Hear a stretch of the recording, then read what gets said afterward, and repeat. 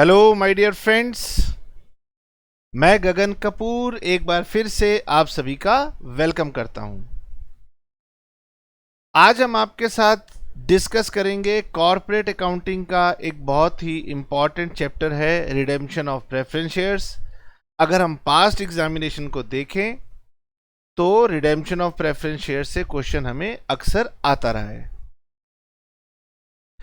इसको शुरू करने से पहले मैं ये आपको पढ़ा रहा हूं, और अगर हम कुछ वीडियोस YouTube पर डाल देते हैं तो स्टूडेंट हमसे कई बार रिक्वेस्ट करते हैं कि सर आगे की वीडियो डाल दो। तो प्लीज़ मैं आपको बता देता हूं कि हमारी पेड क्लासेस होती हैं, तो हम कुछ वीडियोस YouTube पर डाल देते हैं। अगर आपको हमारा पूरा कोर्स चाहिए तो आपको हमारी वेबसाइट पे जाना पड़ता है, जो कि है www.gagankapoorclasses.com। अगर इन केस वहाँ पे आपको कोई दिक्कत आए तो हमारा नंबर है, आप उस पर हमें कांटेक्ट कर सकते हैं। ठीक है, तो मैं आगे बढ़ता हूँ। मैंने बता दिया है सब्जेक्ट है कॉर्पोरेट अकाउंटिंग, चैप्टर है रिडेम्पशन ऑफ प्रेफरेंस शेयर्स। और मैं आपको बताऊं इस चैप्टर में जो हम पढ़ने वाले हैं रिडेम्पशन ऑफ प्रेफरेंस शेयर्स, आपको ये जानकर बहुत खुशी होगी कि रिडेम्पशन ऑफ प्रेफरेंस शेयर्स में हमारा एक और चैप्टर कवर होता है, या यूं कहें कि एग्जामिनेशन क्वेश्चन में रिडेम्पशन ऑफ प्रेफरेंस शेयर्स के साथ साथ बोनस का भी क्वेश्चन आ जाता है। तो कई बार आप बुक में देखेंगे तो बोनस के लिए एक अलग चैप्टर दिया होता है। तो स्टूडेंट को लगता है कि सर कॉर्पोरेट अकाउंटिंग में कितने सारे चैप्टर हैं, तो बोनस को भी हम यहां पर साथ में कवर कर लेंगे। छोटा सा इसमें पॉइंट होता है। और इनके जैसा सिमिलर एक और चैप्टर होता है जिसका नाम होता है बाय बैक ऑफ शेयर्स। तो कहने का मतलब यह है कि इस एक चैप्टर को सीखते हैं हम, और हमारे लगभग 3 चैप्टर्स कवर हो जाते हैं। मैं ये नहीं कह रहा कि मैं बोनस शेयर्स आपको नहीं पढ़ाऊंगा, ये भी नहीं कह रहा कि बायबैक नहीं पढ़ाऊंगा। मैं कह रहा हूं कि वहां समय नहीं लगेगा क्योंकि सब कुछ सिमिलर है। खैर, पहले हम अपने मुद्दे पे आते हैं। रिडेम्पशन ऑफ प्रेफरेंस शेयर्स हमारे कंपनीज एक्ट का सेक्शन नंबर 55 इसके साथ डील करता है, और एक सेक्शन 52 सिक्योरिटीज प्रीमियम का साथ में आता है। रिडेम्पशन का मतलब है रिटर्न करना।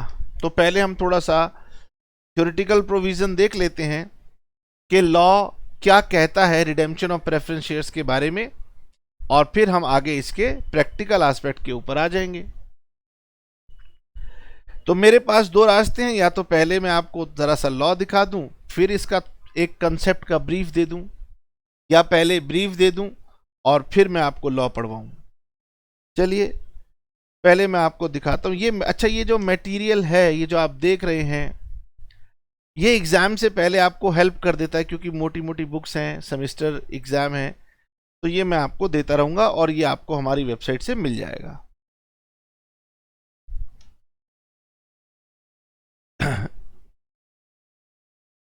कई बार हमें रिडेम्पशन ऑफ प्रेफरेंस शेयर से थ्योरी आ जाती है, कम बार आती है, लेकिन प्रैक्टिकल ज्यादा आता है, तो थ्योरी को भी हमने साथ में कवर कर लिया है। तो यहां पर कुछ क्वेश्चन जो मुझे पास्ट एग्जामिनेशन में मिले वो ये कहते हैं कि गगन सर ये बताइए, क्या एक company irredeemable preference share issue कर सकती है? अगर ये क्वेश्चन आपके पास एग्जाम में आए तो उसका आंसर है no company limited by shares shall after commencement of this act issue any preference shares which are irredeemable।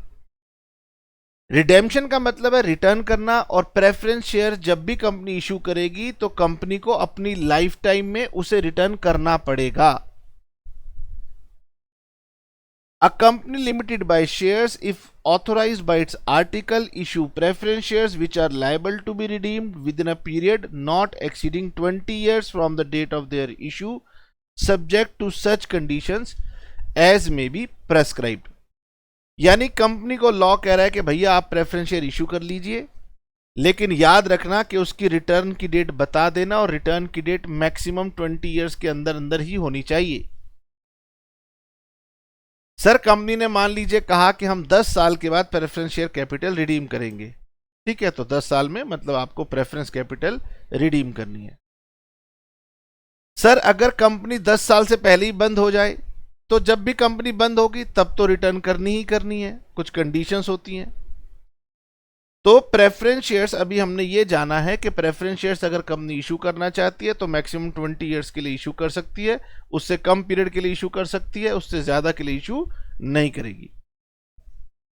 Sir क्या कंपनी के इक्विटी शेयर्स भी रिडीमेबल होते हैं? नहीं, इक्विटी शेयर्स जब कंपनी बंद होती है तभी इक्विटी कैपिटल रिटर्न होती है, इक्विटी कैपिटल कंपनी की लाइफ टाइम में रिटर्न नहीं होती। अच्छा, फिर लिखा है प्रोवाइडेड। प्रोवाइडेड का मतलब होता है कि लॉ कह रहा है कि इसकी एक एक्सेप्शन है, यानी कि कंपनी 20 ईयर्स तक के शेयर इशू करेगी, इसकी एक एक्सेप्शन है। वो एक्सेप्शन कहती है अ कंपनी में issue preference shares for a period exceeding 20 years. Company 20 साल से ज्यादा पीरियड के प्रेफरेंस शेयर इशू कर सकती है, लेकिन वो कंपनी एक इंफ्रास्ट्रक्चर प्रोजेक्ट के लिए ही इशू कर सकती है। इंफ्रास्ट्रक्चर प्रोजेक्ट ये होते हैं जैसे कि आप देखते हैं कि मेट्रो बन रही है, तो मेट्रो बनाने में ही बहुत टाइम लग जाता है। वो कहते हैं कि सर हमें जो फंड्स चाहिए उससे हम एक इंफ्रास्ट्रक्चर डेवलप करेंगे, रोड्स बनाएंगे, हाईवेज बनाएंगे, ब्रिजेस बनाएंगे, मेट्रो रेल बनाएंगे, नेटवर्क बनाएंगे। हमें तो बनाने में ही बहुत टाइम लग जाएगा, उसके बाद बनेगा तो हम कमाएंगे तो हम कैपिटल को रिटर्न करेंगे, लेकिन आपने लिमिट हमें 20 ईयर्स की दी है।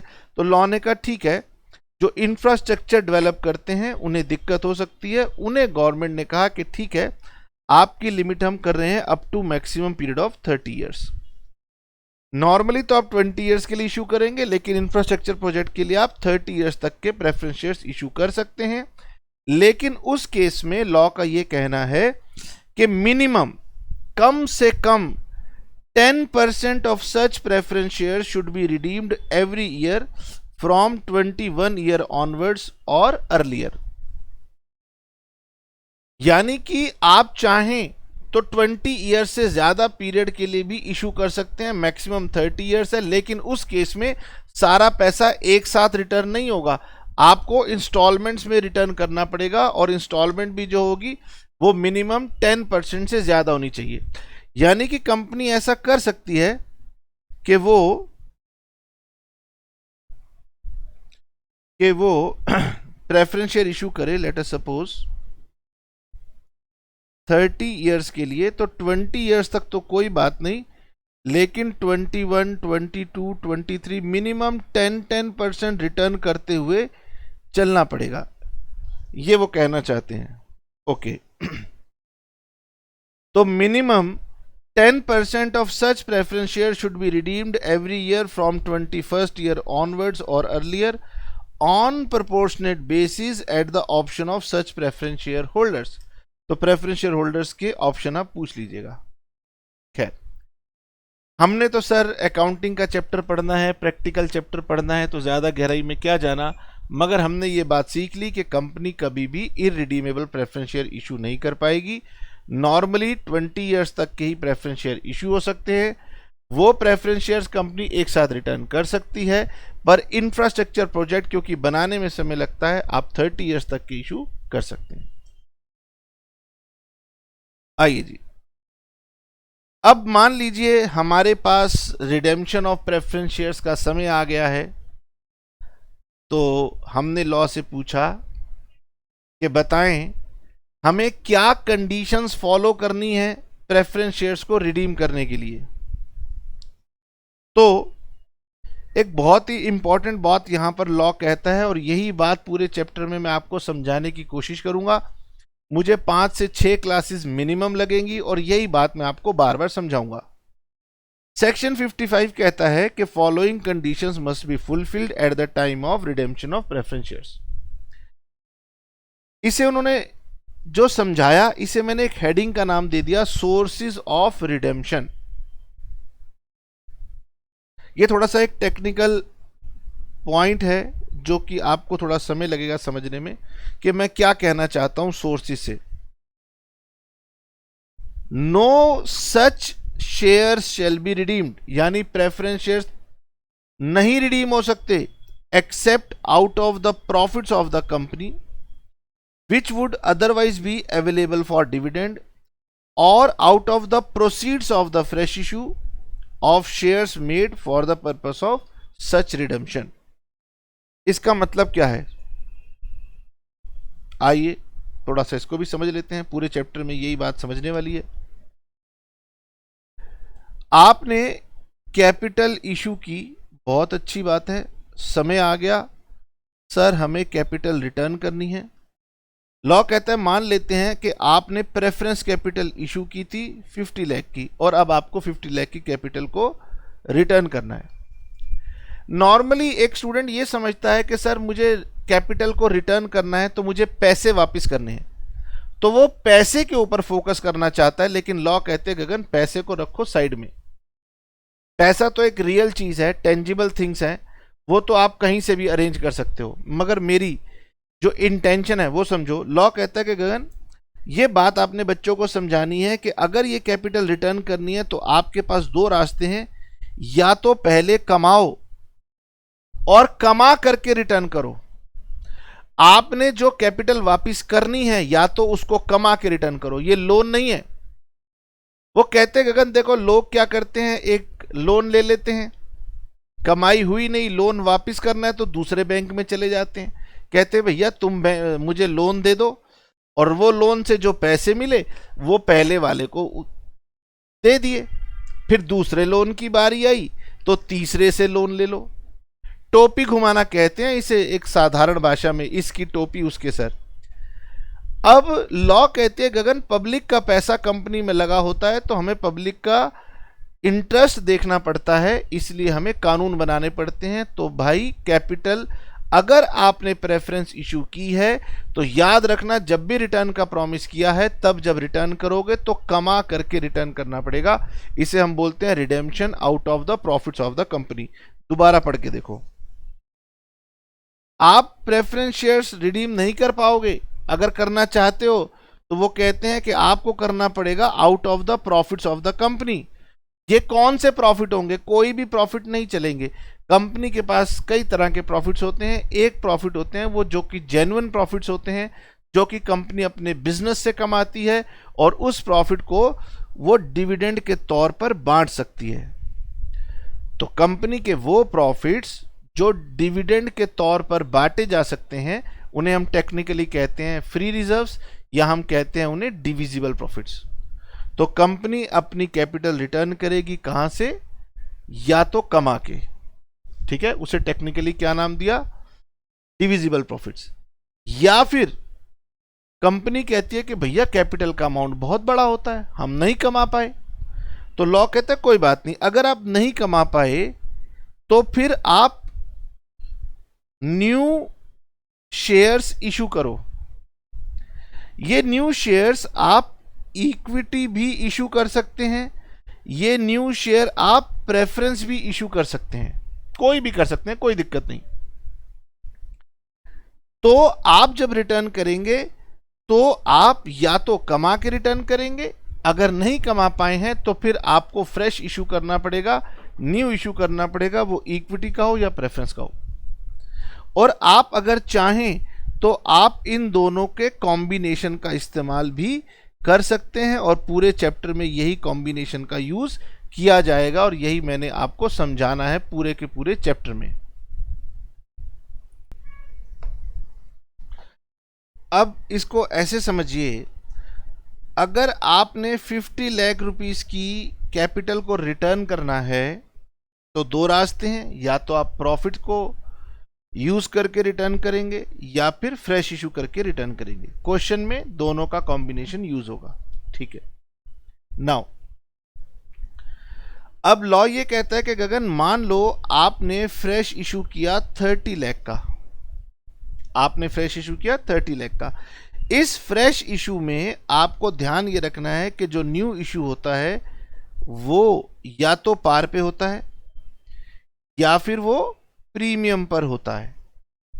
तो ये जो 30 लाख का फ्रेश इशू किया, ये मतलब इसकी फेस वैल्यू को हम कंसीडर करेंगे अगर आपने प्रीमियम पर इशू किया है तो प्रीमियम को कंसीडर नहीं करेंगे। सर मान लीजिए हमने 30 लाख के शेयर्स इशू किए 20% प्रीमियम पर, तो आपको जो मनी मिलेगा वो 30 लाख प्लस 6 लाख 36 लाख मिलेगा।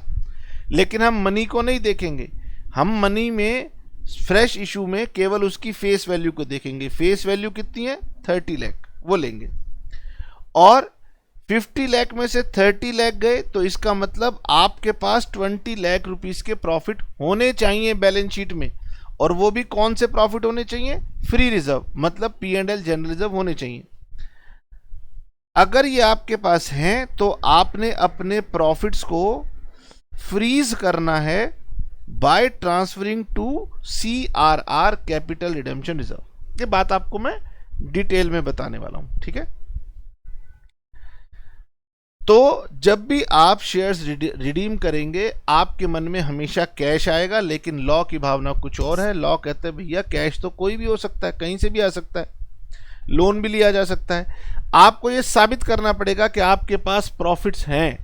अगर प्रॉफिट्स नहीं है तो फ्रेश इशू कीजिए, और ये पूरे चैप्टर में सिखाऊंगा, 5 से 6 क्लास लगेंगी, अभी सिर्फ स्टार्टिंग है। तो पहला पॉइंट मैंने आपको समझाया कि अगर प्रेफरेंस शेयर रिडीम करने हैं तो या तो वो आउट ऑफ प्रॉफिट्स होंगे। अगर वो आउट ऑफ प्रॉफिट्स हैं तो हर क्वेश्चन में जितना वो होगा CRR बनेगा, या फिर आपको करने पड़ेंगे प्रोसीड्स ऑफ फ्रेश इशू। अच्छा, दूसरी कंडीशन लॉ ये कहता है कि अगर आपको प्रेफरेंस शेयर्स रिडीम करने हैं तो वो फुल्ली पेड अप होने चाहिए। No preference share shall be redeemed unless they are fully paid up. इस पे दोबारा चर्चा होगी, लेकिन फिर आपको बताता हूं कि क्या कहना चाहता है लॉ। लॉ ये कहना चाहता है कि गगन, मान लो एक कंपनी के पास let us suppose 50,000 preference shares हैं ऑफ ₹100 ईच, ₹80 कॉल्ड अप। यानी कंपनी ने 50,000 प्रेफरेंस शेयर्स इशू किए थे, ₹100 का एक शेयर था, लेकिन कंपनी को केवल ₹80 ही मंगवाने की जरूरत पड़ी, इसलिए उन्होंने ₹80 कॉल्ड अप किए हुए हैं। और उनकी बैलेंस शीट में जो प्रेफरेंस कैपिटल आ रही है वो आ रही है 40 लाख। तो लॉ ये कहता है गगन, हर क्वेश्चन में चेक करना पड़ेगा आपको कि क्या प्रेफरेंस शेयर्स जो आपके हैं वो फुली पेड अप हैं या नहीं है। तो ये फुली पेड अप नहीं है। क्यों? क्योंकि सर इसमें आपने तो अभी तक पूरे पैसे मंगवाए ही नहीं है, ठीक है। लॉ कहता है कि गगन ये फुली पेड अप होने चाहिए। तो अगर आपकी रिडेम्पशन की डेट आ गई है तो पहले आप ₹20 की जो आपकी पेंडिंग चल रहा है ना आपकी, उसकी आप एक फाइनल कॉल मंगवाओ। फाइनल कॉल मंगवा के इसको रिसीव करो, और रिसीव करने के बाद आप इसको रिडीम करना। यानी कि आपको 50,000 शेयर्स और पूरे ₹100 पेड अप जब हो जाएं तो आपको 50 लाख रुपीस रिडीम करने हैं, 40 लाख नहीं। ऐसा नहीं होगा कि सर जितनी कैपिटल मैंने ले रखी है उतनी रिडीम करो। लॉ कहता है नहीं, पहले उसको फुली पेड अप बनाओ और फिर उसको रिडीम करना। सर मेरी बैलेंस शीट में कैपिटल थी 40 लाख, मुझे जबरदस्ती आपने फुली पेड अप करवाया और 50 लाख रुपीस आपने रिडीम करवाया। इसके पीछे लॉ की इंटेंशन है। लॉ कहता है कि भैया जो आपके आउटसाइडर्स हैं ना कंपनी के अंदर, जिन्होंने आपको लोन दिया हुआ है किसी भी फॉर्मेट में, उनकी सिक्योरिटी करने के लिए हमें ये काम करना पड़ता है। आपकी बैलेंस शीट में जितनी भी पेड अप कैपिटल आ रही थी, भले 40 लाख आ रही थी, लेकिन उनकी सिक्योरिटी पूरी 50 लाख रुपए की थी। और जब आप कैपिटल को रिडीम करोगे तो उनकी सिक्योरिटी को इंटैक्ट करना ये लॉ की ड्यूटी है। अगेन एक बड़ा कंसेप्ट है, आसानी से समझ में नहीं आएगा, इस पर हम चर्चा करेंगे, समय लगाएंगे। फिलहाल मैंने आपको पॉइंट नंबर 2 बताया।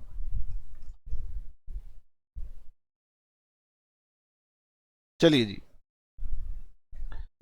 अब आता है third point, capital redemption reserve का। पॉइंट नंबर 1 में हमने आपको बताया था कि जब भी प्रेफरेंस शेयर्स रिडीम होंगे या तो वो प्रॉफिट से रिडीम होंगे या फिर वो फ्रेश इशू से रिडीम होंगे। अगर शेयर्स आपके प्रॉफिट से रिडीम होते हैं तो आपको जितनी भी नॉमिनल वैल्यू के शेयर्स आपने रिडीम किए हैं वो एक रिजर्व में ट्रांसफर करने हैं, जिसे कहा जाता है कैपिटल रिडेम्पशन रिजर्व। यही बात यहां देखिए, तो मैंने आपको बताई थी कि अगर आप प्रॉफिट का इस्तेमाल करके कैपिटल रिडीम करना चाहते हैं तो अपने प्रॉफिट्स को आपको ट्रांसफर करना है एक सेपरेट अकाउंट में जिसका नाम है कैपिटल रिडेम्पशन रिजर्व। ये कैपिटल आपकी रिडीम हुई, ठीक है सर, मतलब रिटर्न हुई। कैपिटल रिटर्न होगी तो बैलेंस शीट में कैपिटल कम होगी या बढ़ेगी, ये बताओ। सर क्या बच्चों वाली बात करते हो, कैपिटल इशू होती है तो बढ़ती है, रिडीम होती है तो माइनस होती है। तो लॉ कहता है गगन सर फिर ये देखो कि आपने अपनी कैपिटल रिडीम की 50 लाख, आपने उसके बदले में नई कैपिटल इशू कर दी 30 लाख। ओके, अब लॉ ये भी कह रहा है कि अगर आपने प्रॉफिट में से रिडीम किया है तो आपको सीआरआर बनाना है। सीआरआर कितना बनाना पड़ेगा, 20 लाख। पूरे चैप्टर में आराम से समझाएंगे, सिर्फ ये समझाना चाहता हूं कि इसके पीछे लॉ का लॉजिक क्या है। लॉ ये कहना चाहता है कि गगन कैपिटल कभी कम नहीं होनी चाहिए। अगर आपने कैपिटल रिटर्न की तो उसके बदले नई कैपिटल आई, बच्चे को ये बात समझ में आती है। लेकिन बच्चा कह रहा है कि सर आपने तो 30 लाख की कैपिटल इश्यू की, रिटर्न आपने 50 लाख की तो 20 लाख की कैपिटल रिड्यूस हुई ना। लॉ कह रहा है गगन तुमने क्या बनाया, सीआरआर। और लॉ समझाएगा कि सीआरआर का मतलब भी कैपिटल ही होता है, यानी कि सीआरआर लेटर और सूनर एक एंट्री बना के कैपिटल में कन्वर्ट किया जाता है और इसी घटना को नाम दिया जाता है बोनस। और ये बोनस क्या है, ये बोनस कैपिटल है, तो अल्टीमेटली ये कैपिटल में कन्वर्ट हो जाएगा। और जब तक कैपिटल में कन्वर्ट नहीं होगा लॉ इसे कैपिटल ही मानता है। तो नेट रिजल्ट ये है कि लॉ ने आपकी कैपिटल को कम नहीं होने दिया। अब ये बात समझने में थोड़ा समय लगेगा, मैं टीचर बना हूं, मुझे भी समय लगा था और आपको भी समय लगेगा, ठीक है। तो आपने क्या करना है, अगर आपने फ्रेश इशू किया तो ऑटोमेटिकली कैपिटल इंक्रीज हो गई, अगर फ्रेश इशू नहीं किया तो प्रॉफिट का इस्तेमाल किया तो आप सीआरआर बनाइए। वो सीआरआर कंपनी जो एक्ट है वो उसको कैपिटल ही मान के चलने वाला है। और अगली लाइन में ये बात लिखता भी है कि कैपिटल रिडेम्पशन रिजर्व का जो यूज होगा वो केवल fully paid up bonus share issue करने में यूज होगा। तो जैसे ही शेयर इशू होंगे कैपिटल वापस कन्वर्ट हो जाएगी। इन सब के पीछे जो क्रक्स था वो ये था कि कैपिटल कंपनी की कम नहीं होनी चाहिए। अगर वापस करना पड़ रहा है तो उसे रिप्लेस करो, या तो नई कैपिटल से रिप्लेस करो या अपने प्रॉफिट्स को कैपिटल बना के रिप्लेस करो, ठीक है। ओके, अभी इंट्रोडक्शन दिया है, ये मत समझना कि सर बात तो समझ में आई नहीं, आई गई होगी। अरे नहीं भाई, इतनी जल्दी आई गई हो गई तो चैप्टर ही खत्म हो जाएगा। ओके, एक लास्ट पॉइंट है जो और हमें आपको पूरे चैप्टर में समझाना है, क्यों समय लगेगा, वो ये है premium. Premium on redemption. Company जो है अब वो ये कह रही है कि सर हम ये जो प्रेफरेंस कैपिटल को रिटर्न करना चाहते हैं ना, 50 लाख की कैपिटल को रिटर्न करना चाहते हैं, हम इसे प्रीमियम पर रिटर्न करेंगे। ये हमने बात पहले ही कह रखी थी शेयर होल्डर को। तो मुझे 5 लाख रुपए का प्रीमियम और रिडीम करना है, ठीक है। अगेन बच्चे के मन में फिर आएगा कि सर 50 लाख देने हैं, 55 लाख दे दो, 55 लाख दो, बात खत्म। लॉ कह रहा है गगन फिर वही बात।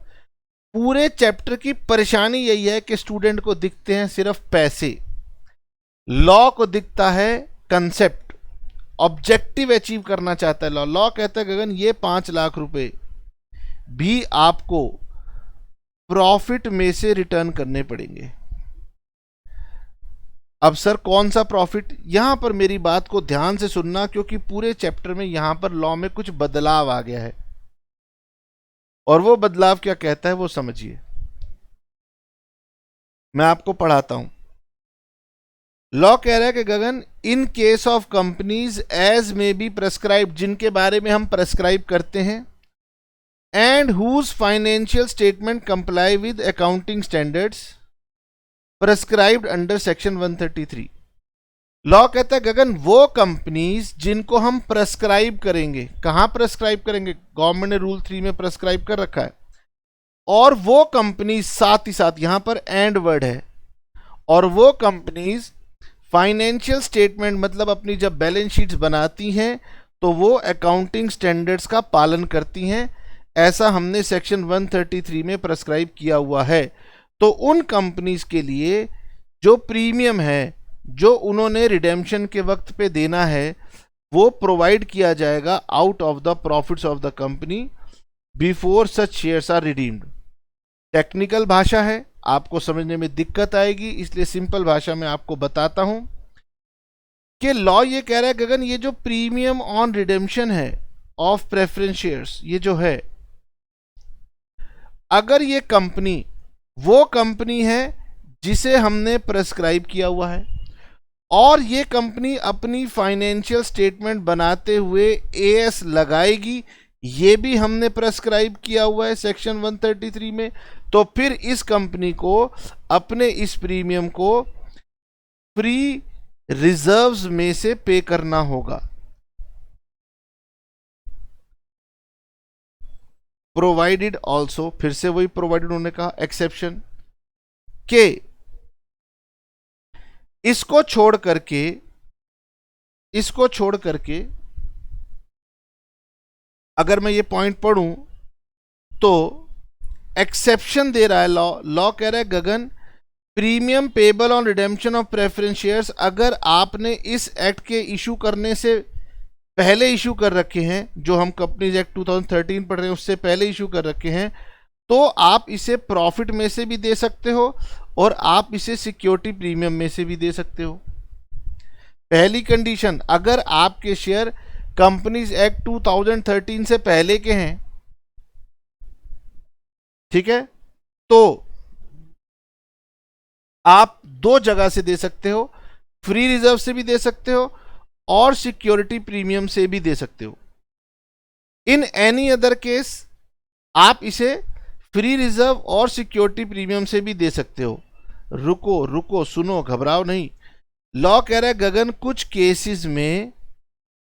केसेस में आप फ्री रिजर्व्स में से भी दे सकते हो और सिक्योरिटी प्रीमियम में से भी दे सकते हो, पर मैं आपको बता दूं अब ये केस अप्लाई नहीं होंगे, यही इस चैप्टर में पूरा चेंज है। इसलिए अगर आपने कोई पुराने वीडियोस देखे हैं, चाहे वो मेरे भी क्यों ना हो, उनमें हम प्रीमियम को राइट ऑफ करने में सिक्योरिटीज प्रीमियम का इस्तेमाल कर लिया करते थे। अभी भी मार्केट में बुक्स आ रही हैं कुछ जो सिक्योरिटीज प्रीमियम का इस्तेमाल कर रही हैं। नो डाउट आपको कुछ टीचर्स ऐसा पढ़ा रहे होंगे, कम ही टीचर होंगे, ज़्यादा नहीं, क्योंकि ज़्यादातर टीचर्स को पता लग चुका है कि अब प्रीमियम ऑन रिडेम्पशन को हमें फ्री रिजर्व्स में से ही राइट ऑफ करना है, सिक्योरिटी प्रीमियम में से राइट ऑफ नहीं करना। यही वो पॉइंट है जिसकी वजह से अगर आप पुरानी बुक यूज़ कर रहे हैं तो मत कीजिएगा, और अगर नई बुक यूज़ करेंगे तो ध्यान से पढ़िएगा कि कहीं नई बुक ने इसको सिक्योरिटी प्रीमियम से तो राइट ऑफ नहीं कर दिया। सेक्शन 55 ये कह रहा है कि जो कंपनीज हम प्रेस्क्राइब करेंगे और जो कंपनी फाइनेंशियल स्टेटमेंट बनाते हुए एएस लगाएंगी, उन दोनों कंडीशन का मतलब यह है कि कोई ऐसी कंपनी आज की डेट में बची ही नहीं है जो कि इसको लगा पाए। इसका मतलब अब थियोरेटिकल लिखा हुआ रह गया, प्रैक्टिकली तो आज हर कंपनी को अगर अपने प्रेफरेंस शेयर प्रीमियम पर रिडीम करने हैं, ध्यान सुनिए, तो कहां से होंगे? फ्री रिजर्व से। सर लेकिन वहां पर कुछ कंडीशन में सिक्योरिटीज प्रीमियम भी लिखा हुआ है, भूल जाइए।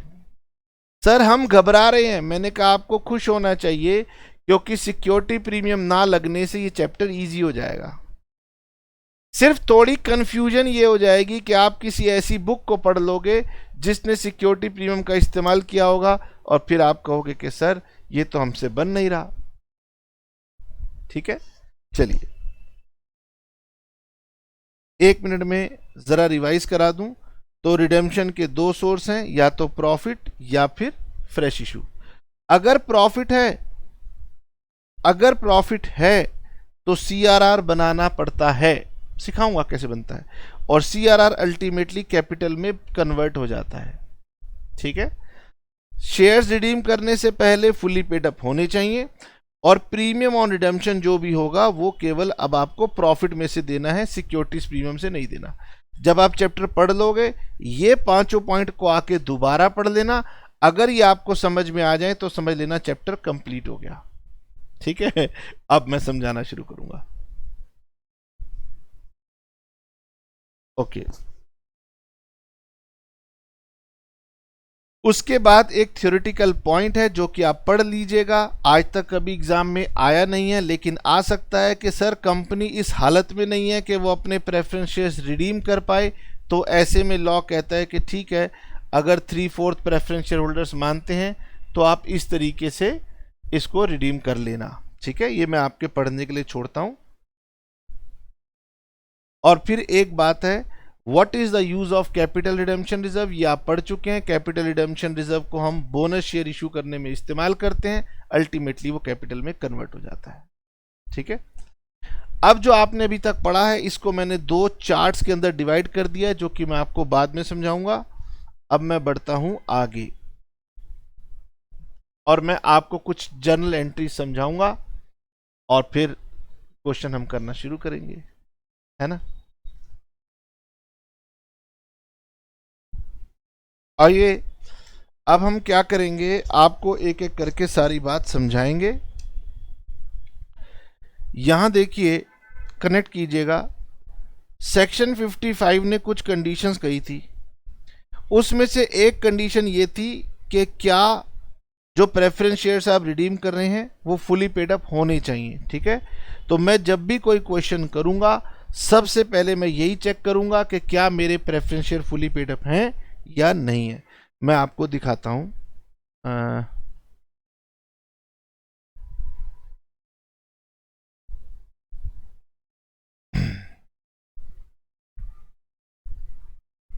ये देखिए, हमने ये प्रैक्टिस क्वेश्चन लिए हैं, आराम से देखिए। क्वेश्चन कह रहा है कि following is the balance sheet of x limited, और कंपनी की बैलेंस शीट में इक्विटी शेयर होल्डर्स के फंड में कैपिटल का अमाउंट है 14,80,000, रिजर्व्स का अमाउंट है 9,70,000। यही दोनों हमारे काम के हैं।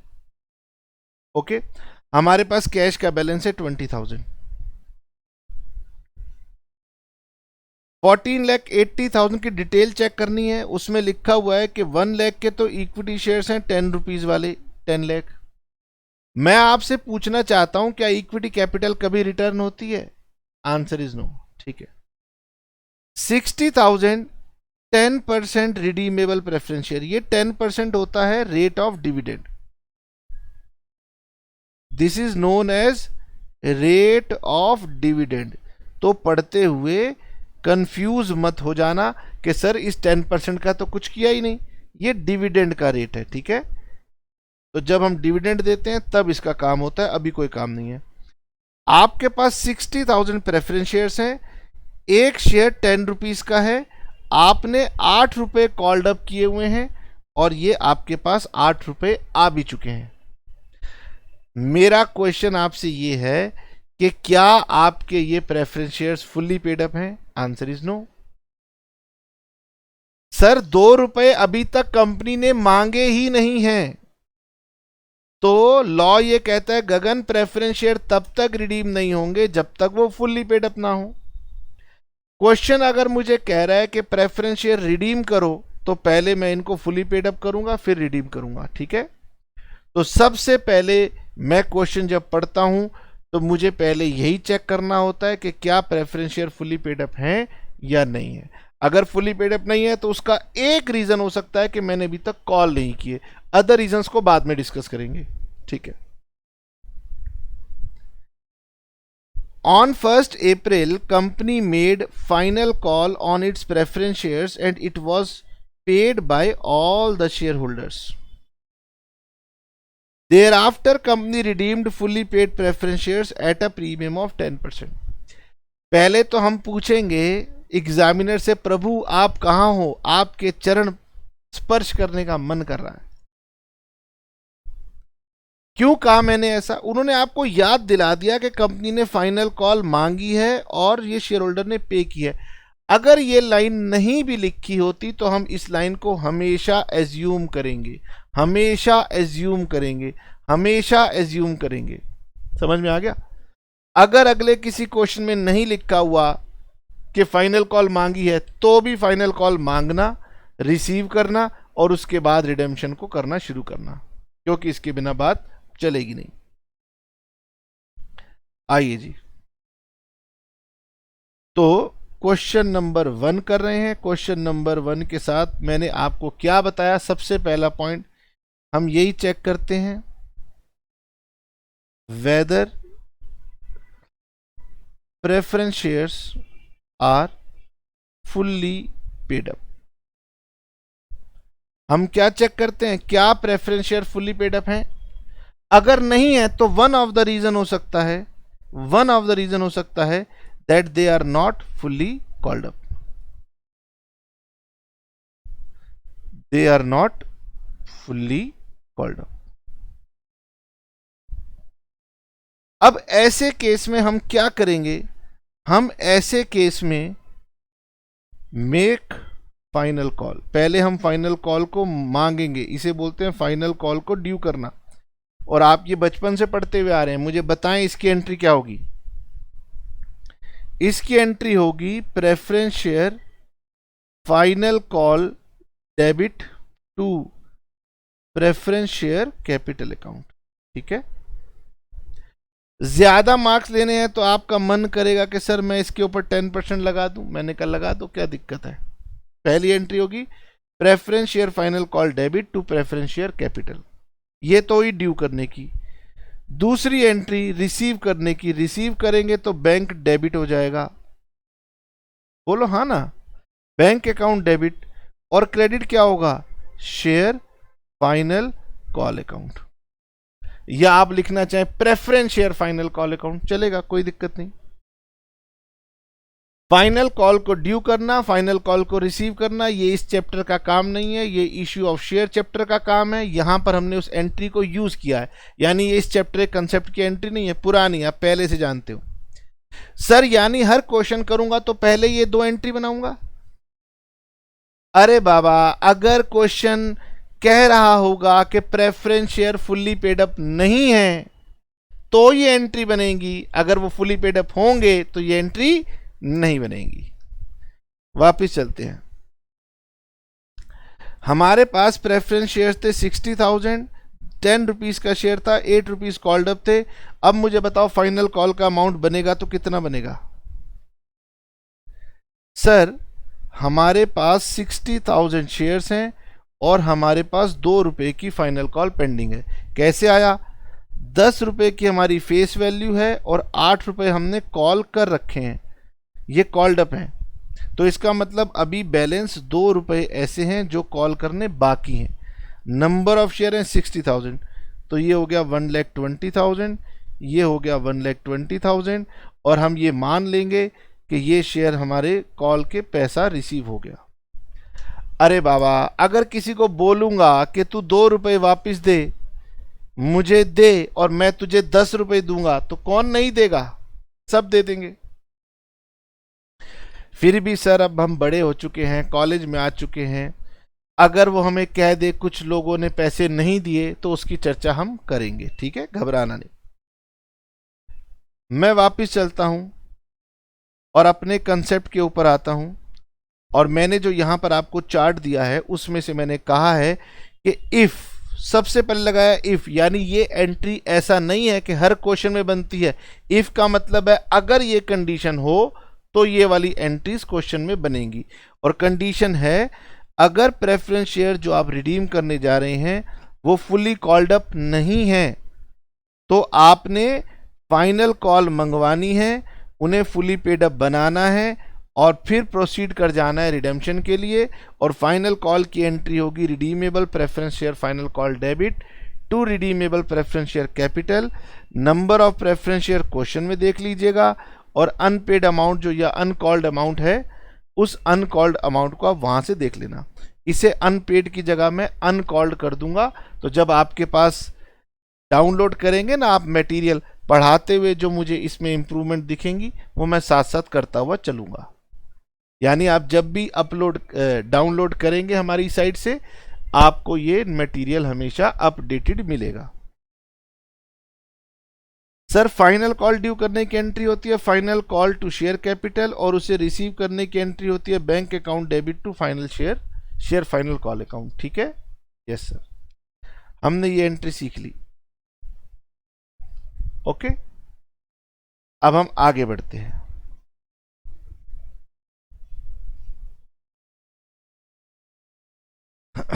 उसके बाद वो कहते हैं कि गगन, जब शेयर आपके फुली पेड अप हो जाएं तो कंपनी अपने फुली पेड प्रेफरेंस शेयर्स को रिडीम करेगी एट अ प्रीमियम ऑफ 10%।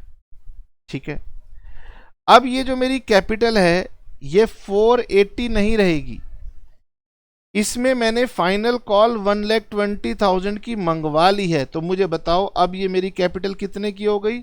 अब ये 60,000 प्रेफरेंस शेयर्स ऑफ 10 ईच, ये मेरी कैपिटल हो गई 6 लाख रुपीस की।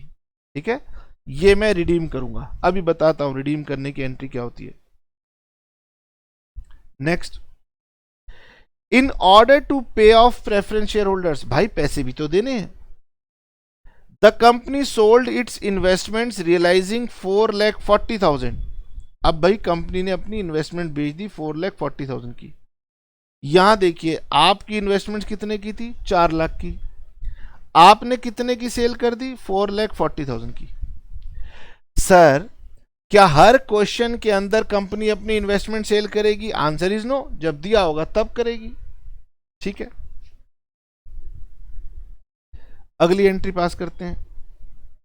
Entry number 3, for sale of investments. अब बच्चे मेरी तरफ देख रहे हैं कि सर हमें इन्वेस्टमेंट सेल करने की एंट्री बताएंगे। मैं बच्चों की तरफ देख रहा हूं कि यार 11th क्लास से आप एंट्री पढ़ते हुए आ रहे हो। कंपनी अगर कोई भी एसेट सेल करे, कोई भी बिजनेसमैन अपना एसेट सेल करे तो क्या होता है? बताओ ना, बताओ बताओ क्या होता है? सर पहले तो पैसा आता है तो बैंक अकाउंट हो जाता है डेबिट, और जो हमारा एसेट जा रहा है वो हो जाता है क्रेडिट। तो टू इन्वेस्टमेंट्स। सर बैंक में पैसा आया 4,40,000, और जो इन्वेस्टमेंट जा रही हैं वो हमेशा हम अपनी बुक वैल्यू पर क्रेडिट करते हैं। आपको पता है ना अकाउंटिंग का रूल, एसेट जा रहा है व्हाट गोज आउट, एसेट जा रहा है क्रेडिट। या मॉडर्न रूल लगाऊं तो मैं कहता हूं एसेट इंक्रीज हो तो डेबिट, डिक्रीज हो तो क्रेडिट। कोई तो रूल समझ में आता है? इन्वेस्टमेंट बेच दी तो मेरी इन्वेस्टमेंट रिड्यूस हो रही है, बिजनेस में से जा रही हैं, रिड्यूस हो रही हैं, क्रेडिट। लेकिन कितने अमाउंट से क्रेडिट? 4 लाख से क्रेडिट। जो उसकी बुक वैल्यू है, बुक में जो वैल्यू है उसको हम हटा रहे हैं 4 लाख। बुक की वैल्यू हट रही है 4 लाख, मनी आ रहा है 4,40,000 ज्यादा आ रहा है, इसका मतलब आपको क्या हो रहा है? प्रॉफिट हो रहा है। तो सर इस प्रॉफिट को हम कहां डालेंगे? इस प्रॉफिट को हम प्रॉफिट एंड लॉस अकाउंट में डालेंगे। और अब वैसे हम प्रॉफिट एंड लॉस बनाते नहीं हैं, अब हम बनाते हैं statement of P and L. तो आप statement of P and L लिखो या पी एंड एल लिखो, एक ही बात है। तो मैंने यहां पर लिखी 40,000, this is my balancing figure. तो मैंने आपको दूसरी एंट्री सिखाई कि अगर किसी क्वेश्चन के अंदर यह कहा गया हो कि हम इन्वेस्टमेंट्स को सेल कर रहे हैं तो आपकी एंट्री ये होगी। ठीक है, आपको रटने की भी जरूरत नहीं है। आइए जी, और मैंने जो कंसेप्ट आपको दिया है उसमें मैंने आपको ये 2 एंट्री सिखा दी हैं। अब ऑर्डर की चिंता नहीं करेंगे, ऑर्डर की चिंता बिल्कुल भी नहीं करनी। और मैं देख रहा हूं कि क्या हमने यहां पर, ये रही, ये हमारी एंट्री आ गई सेल ऑफ इन्वेस्टमेंट्स, हो सकता है इन्वेस्टमेंट की जगह लिखा हो भैया कंपनी ने अपनी बिल्डिंग ही बेच दी, तो एक ही बात है। अब जब हम बेचेंगे तो या तो प्रॉफिट हो रहा होगा या लॉस हो रहा होगा। अगर प्रॉफिट हो रहा है तो हमारी एंट्री ये है, bank account debit to investment to P&L। ये मैंने आपको अभी बता दी। बताओ जी लॉस की एंट्री क्या होगी? लॉस की एंट्री होगी bank account debit, investment account credit, और ये डिफरेंस जो है लॉस बन जाएगा। बचपन से ये एंट्री आप बनाते हुए आ रहे हैं, ठीक है? तो ये एंट्री भी कवर हो गई। ऑर्डर की चिंता नहीं करेंगे, ये मैंने आपको पहले ही बताई। ऑर्डर हम बाद में समझ लेंगे कि किस ऑर्डर में एंट्रीज बनानी है। अच्छा, अब आप देख रहे हैं मैं क्वेश्चन में पढ़ता जा रहा हूं, जो जो वो बात बता रहा है उसकी मैं एंट्री बनाता जा रहा हूं, ठीक है सर? अब वो कह रहे हैं एंड इशूड, कंपनी ने इन्वेस्टमेंट तो बेची लेकिन उसे और पैसे चाहिए थे, तो उसने क्या किया, उसने इशू किए 2000 अब की बार 11% preference shares of 100 each and full amount is called on application. Question कह रहा है कि गगन, कंपनी ने 2000 प्रेफरेंस शेयर इशू किए 100 रुपीज वाले, बताओ जी इसकी एंट्री भी क्या मुझे सिखाने की जरूरत है? Sir entry number 4, new issue question में गिवन है। एक बार फिर एग्जामिनर को ढूंढ रहा हूं और उसके पांव पकड़ रहा हूं कि सर आप कितने अच्छे हो, आपने फ्रेश इशू बता दिया। फ्रेश इशू कितना है? 2000 शेयर्स ऑफ 100 ईच, और ये अब की बार 11% है। जानते हो पूरे चैप्टर में प्रॉब्लम कब आएगी? जब हमें फ्रेश इशू नहीं दिया होगा। हाँ आएगी, नहीं आएगी क्योंकि आप पढ़ने वाले बच्चे हो, आपको नहीं आएगी, ठीक है? पहले एंट्री बताओ।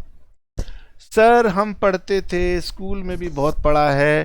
पहले एंट्री होती है bank account debit to share application,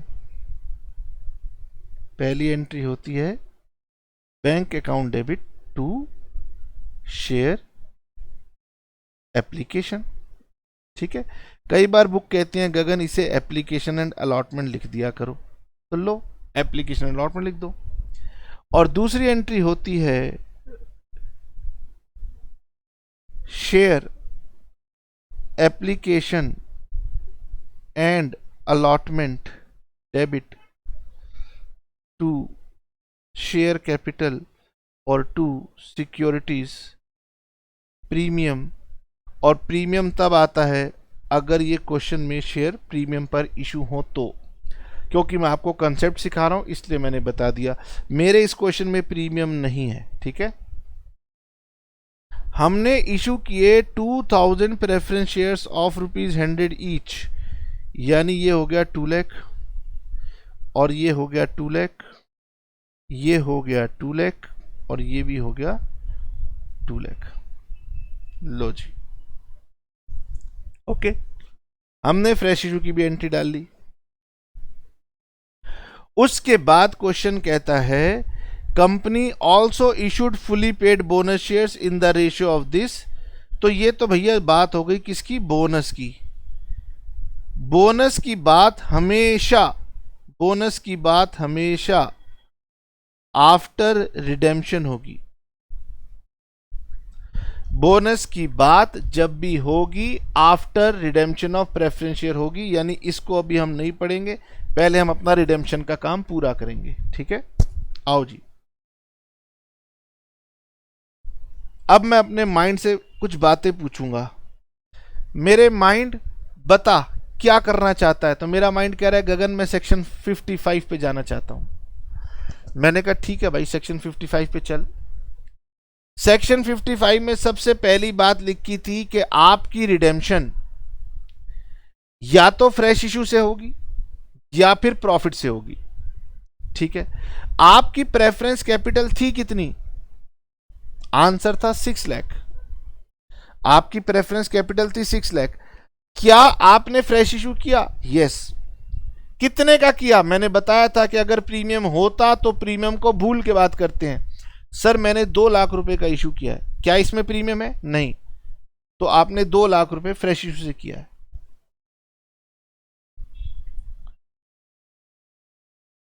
यहां पर अगर मैं आपको अब क्लैरिटी करवाऊं तो ये कहना चाहता हूं मैं आपसे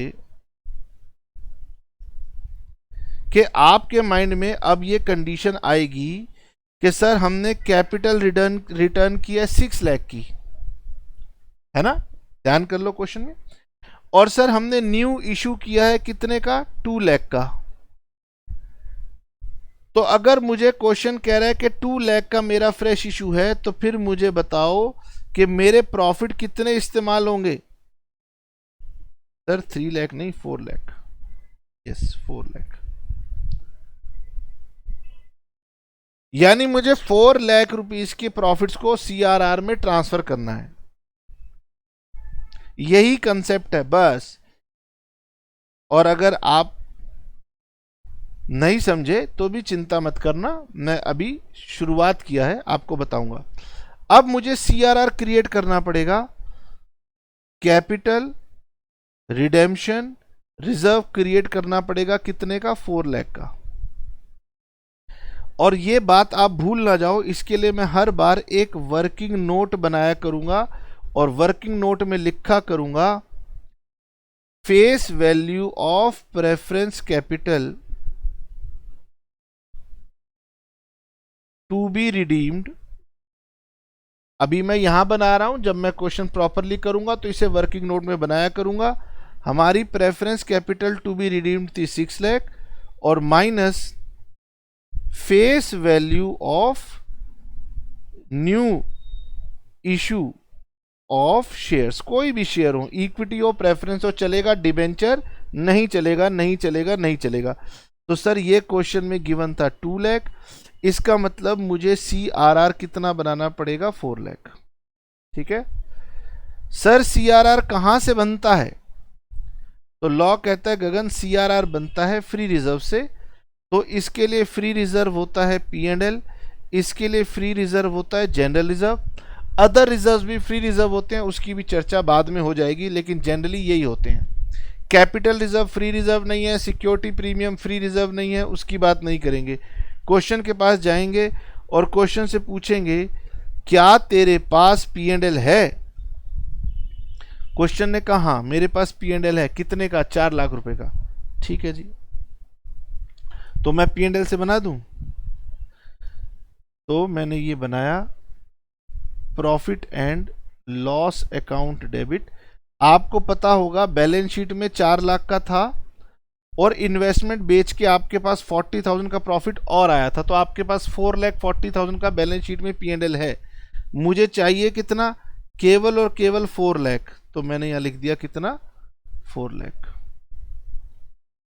आपके मन में क्वेश्चन आ रहा होगा कि सर फ्री रिजर्व तो जनरल रिजर्व भी है। मैंने कहा तो सर अगर मैं एंट्री में जनरल रिजर्व को इस्तेमाल कर लूं 250 और फिर P&L को इस्तेमाल कर लूं तो क्या आपको कोई एतराज है। मैंने कहा बिल्कुल कोई एतराज मुझे नहीं है। अगर आप ये वाली एंट्री भी बनाना चाहो, इस एंट्री की जगह अगर आप ये एंट्री बनाना चाहो, general reserve debit 250, P&L debit 150 to CRR, तो भी ये ठीक है, क्योंकि लॉ ने कहा था गगन CRR आपको फ्री रिजर्व से बनाना है। लॉ ने ये नहीं कहा था कि कौन सा फ्री रिजर्व पहले और कौन सा फ्री रिजर्व बाद में। जनरल रिजर्व भी फ्री रिजर्व है, P&L भी फ्री रिजर्व है। आप P&L टू CRR बनाओगे तो भी ठीक है, आप जनरल रिजर्व को डेबिट करो, जनरल रिजर्व में बैलेंस कम है, बाकी P&L डेबिट करो और टू CRR बनाओ तो भी ठीक है। पर आपकी एक दिक्कत है, आप जो बुक में लिखा होता है उसको सही मान लेते हो और अपने कॉन्फिडेंस को काटा मार देते हो। यानी अलग अलग एंट्रीज बन सकती हैं, कोई दिक्कत की बात नहीं है। ओके सर, ठीक है।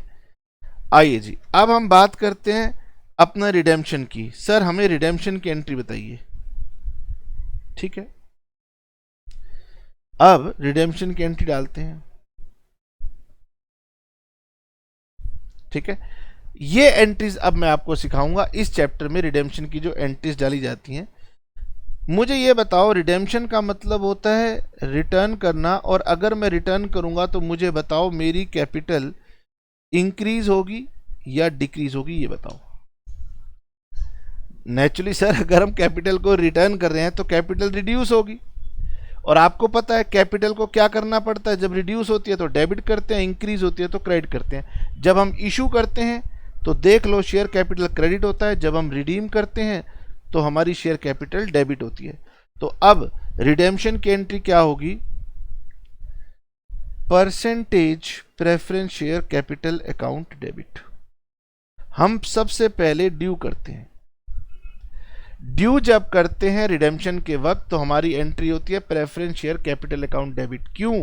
क्योंकि कैपिटल रिटर्न की जा रही है, कैपिटल रिड्यूस हो रही है, रिड्यूस होगी तो डेबिट होगी। Premium on redemption of preference capital debit.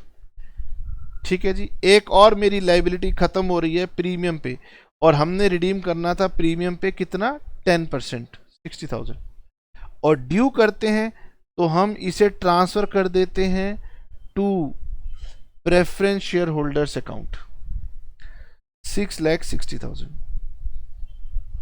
Entry बहुत सिंपल है, preference capital debit, premium debit, ये दोनों मेरी लाइबिलिटी अब खत्म हो रही हैं डेबिट, और मैंने एक नई लाइबिलिटी टेम्परेरी लाइबिलिटी बनाई है preference share holders account credit.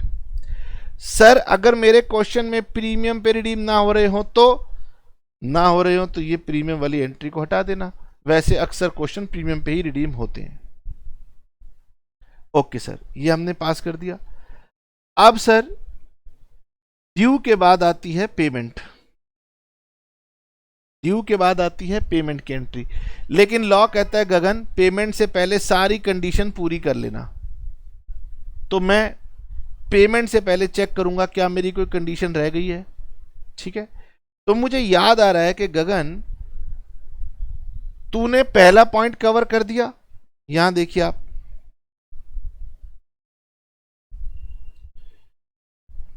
यहां देखिए इधर, पहला पॉइंट कवर कर दिया। हाँ सर, सोर्स की बात मैंने चेक कर ली, मेरे 4 लाख के प्रॉफिट्स मैंने सीआरआर में ट्रांसफर कर दिए, फुल्ली पेड अप भी हो गए हैं, सीआरआर मेरा बन चुका है। ठीक है, कैपिटल रिडेम्पशन रिजर्व का यूटिलाइजेशन बोनस में होता है, बोनस सबसे आखिरी में होता है रिडेम्पशन के बाद, ये रिडेम्पशन के बाद की कहानी है। अब मुझे देखना है सिर्फ premium on redemption. Premium on redemption अगर मैं भूतकाल में जाऊंगा, पास्ट में जाऊंगा, कोई वीडियो चलाऊंगा तो टीचर बोल रहा होगा 2 जगह से होगा, सिक्योरिटी प्रीमियम, फ्री रिजर्व। लेकिन अब करंट पोजीशन ये है और आज के बाद पोजीशन ये है कि सिक्योरिटी प्रीमियम आप कभी इस्तेमाल नहीं करेंगे। क्वेश्चन अगर जबरदस्ती कहे ना गगन इस्तेमाल करना है तो करना है, अदरवाइज नहीं करना। ठीक है, तो अब देखिए मैं पहले एक एंट्री और बनाऊंगा, वो एंट्री होगी प्रीमियम को राइट ऑफ करने की। सर ये प्रीमियम को राइट ऑफ आप पहले भी कर सकते थे। मैंने कहा कर सकता था, लेकिन अभी तक मैंने प्रीमियम को रिकॉर्ड ही नहीं किया था, तो पहले क्यों करता, अब करूंगा। सर प्रीमियम को राइट ऑफ कहां से करेंगे, P&L account debit, general reserve account debit to premium on redemption. हमारे पास P&L था 4,40,000, जिसमें से 4 लाख हमने CRR बनाने में यूज कर लिया, तो मेरे पास P&L बैलेंस शीट में बचा होगा 40,000। मुझे प्रीमियम देना है 60,000। अब बच्चा पूछेगा सर पहले कौन सा अमाउंट लिखूं, तो पहले ये लिखो। अब P&L के अंदर अमाउंट कम है तो इसलिए जनरल रिजर्व जितना बच गया अब वो लिखो, तो 20,000। सिंपल सा लॉजिक है, आप समझ जाएंगे। मुझे 60,000 राइट ऑफ करना है, और कहां से राइट ऑफ करना है, जिन प्रॉफिट से राइट ऑफ करना है उनको डेबिट कर दो। अब वो प्रॉफिट आपको थोड़ा सा जाके चेक करने पड़ेंगे कि आपके पास हैं भी या नहीं। ठीक है सर, अब पेमेंट की एंट्री बना दो। मैंने कहा ना बच्चे ना, अभी भी पेमेंट की एंट्री नहीं बनाऊंगा। सर क्या बात करते हो, अभी भी पेमेंट की एंट्री नहीं बनाओगे? मैंने कहा पेमेंट करने से पहले पैसों की व्यवस्था भी तो होनी चाहिए। तो अभी मैं चेक करूंगा कि क्या मेरे पास पैसे हैं या नहीं है। अब मैं अपने बैंक बैलेंस को चेक करूंगा, वर्किंग नोट में चेक करूंगा। बैंक बैलेंस को चेक करने के लिए मैं अपनी बैलेंस शीट के पास जाऊंगा। मैंने कहा बताओ बैलेंस शीट, तुम्हारे पास कितना बैंक बैलेंस था? क्वेश्चन कह रहा है गगन मेरे पास तो 20,000 का बैंक बैलेंस था। मैंने कहा क्या इसके इस्तेमाल पे कोई रोक थी? Answer is no. ठीक है, तो मेरे पास बैंक बैलेंस था 40,000। क्या आपके पास कहीं से पैसा आया? हाँ सर, हमने इन्वेस्टमेंट्स को सेल किया था 4,40,000 पे। क्या कहीं और से पैसा आया? हाँ सर, हमने फ्रेश इशू किया था। अब पैसा जब भी आएगा तो प्रीमियम के साथ बात करेंगे। ये प्रीमियम मिला के कोई पैसा आया हो तो वो बताओ। सर 2 लाख रुपए आया था। टोटल कितना हुआ? सर ये हो गया 4 and 2 6,80,000। और तुम्हें रिडेम्पशन करने के लिए कितना चाहिए? सर 6,60,000 चाहिए। कैसे? 6 लाख रुपए की कैपिटल है, 60,000 का हमारा प्रीमियम है, तो हमने प्रेफरेंस को देना है 6,60,000। तो सर हमारे पास पैसे की व्यवस्था पूरी हो रखी है। अगर ये व्यवस्था पूरी नहीं हुई होती तो मैं लोन लेके पूरी कर लेता। अब इसका मतलब अब मैं सब कुछ चेक कर चुका हूं, अब मैं पेमेंट कर सकता हूं और मैं एंट्री कर दूंगा preference share holders account debit to bank 6,60,000 6,60,000। अब मुझे इसके बाद बनानी होगी अपनी नई बैलेंस शीट और काम खत्म। पर आज की क्लास में समय नहीं है, तो अब मैं नेक्स्ट क्लास में आपके साथ दोबारा चर्चा करूंगा, सारी एंट्रीज दोबारा समझाऊंगा, इनका सीक्वेंस क्या होगा वो भी मैं आपको बताऊंगा, और फिर आपसे ये कहूँगा कि धीरे धीरे 1-2 क्वेश्चन 3 क्वेश्चन आप मेरे साथ साथ बनाएंगे। उसके बाद आप घर जाके जो भी बुक आपके पास हो उस बुक से बनाएंगे। हमने अपनी लर्निंग को बुक न्यूट्रल करने की कोशिश की है कि पहले मैं आपको समझा दूं फिर आप अपनी बुक से बनाएं। अब आपके पास भूषण कुमार गोयल है तो उससे बनाइए, JR मोंगा है वो बनाइए, इंटरनेट से कोई स्टडी मॉड्यूल निकाला है institute chartered accountants of India का, वहाँ से बनाइए। आपके पास कोई और बुक है, तुलसियान नाम है, वो बनाइए, जो मर्जी बनाइए। ठीक है, बाद में अभी हमने स्टार्ट किया है, जितना समझ में आया है उसको रिपीट करेंगे। कल की क्लास में हम इन सारी बातों को दोबारा समझा के आगे प्रोसीड करेंगे। ठीक है, मिलते हैं नेक्स्ट क्लास में। टाटा बाय बाय, सी यू। अच्छा लगे तो YouTube चैनल सब्सक्राइब कर देना, और अगर लगे कि हाँ सर की वर्थ है, समझा सकते हैं, तो हमारा कोर्स परचेज कर लेना। अगर वीडियो YouTube पे है तो ये मत उम्मीद करना कि सब वीडियो वहाँ मिल जाएंगी। भाई व्यापार है, जीवन में पैसा भी चाहिए। कोर्स मिलेगा वेबसाइट से, डेमो मिलेगा चाहे YouTube पे लीजिए या वेबसाइट पे लीजिए। मिलेंगे नेक्स्ट क्लास में। टाटा बाय बाय, सी यू।